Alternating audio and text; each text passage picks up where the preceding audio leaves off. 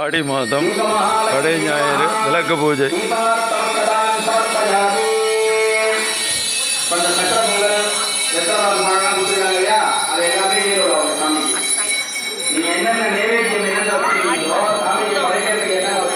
எல்லாத்தையுமே தீபத்துக்கு நைவேத்தியம் பண்ணணும்.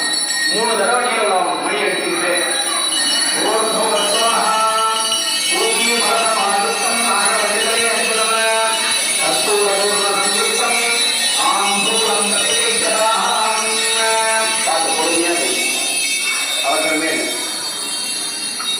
மணியை கீழே வச்சுங்க. உதிரி பூவும் மஞ்சள் அரிசி கையில் எடுத்துக்கோங்க. உதிரி பூ நிறைய எடுத்துக்கணும், மஞ்சள் அரிசி நிறைய எடுத்துக்கோங்க, கையில வச்சுக்கோங்க. பிரார்த்தனை பண்ணிக்கணும். சுவாமியே பிரார்த்தனை, தீப துர்கா, தீபலட்சுமி, தீப சரஸ்வதியை பிரார்த்தனை பண்ணிக்கணும். பொதுவாகவே ஒரு விதி என்ன அப்படின்னா, கோவிலுக்கு வந்து எல்லாரும் பிரார்த்தனை பண்ணணும் அப்படிங்கிற பிரார்த்தனை பண்ணணும் அவசியமே கிடையாது. ஏன்னா நம்ம எல்லாருமே அவன் அருளாலே அவன் தாழ் வணங்கி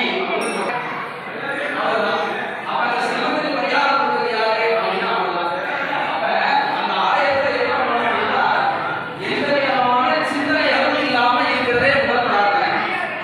ரெண்டாவது என்ன அப்படின்னா, இறைவன் பாதத்தில் ஈடுபடுத்தி சொல்றதெல்லாம் வார்த்தை யாரும் பேசுறதுக்கு ஆலய பொருள். நான் ஓம் பண்ண போறேன், நான் அபிஷேகம் பண்றேன், நான் மாவிலுக்கு போறேன், என் அர்ச்சனையை அன்னதான உபயோகங்கள் பண்ணுறதுக்காக எல்லாம் சக்கரை பொங்கல், புளி சாதம், தயிர் சாதம், சுண்டல் இதெல்லாம் ரெடி பண்ணியாகுது. இது மேலையூரை சேர்ந்த கருணா டாக்டர் மகன்கள் கார்த்திகேயன், கீர்த்திவாசன் 2 பேரும் அதுக்கான பங்களிப்பு கொடுத்துருக்குறாங்க. இன்னும் சில பேர் எடைக்கு எடை அரிசி இதேமாரி உள்ளதெல்லாம் கொடுத்துருக்குறாங்க. அவங்க எல்லாருக்கும் அங்காளம்மனுடைய கருணையால் ஆரோக்கியம், நிம்மதி, சந்தோஷம் எப்போதும் நிறைவாக கிடைக்கிறதுக்கு எல்லாரும் பிரார்த்தனை பண்ணிப்போம்.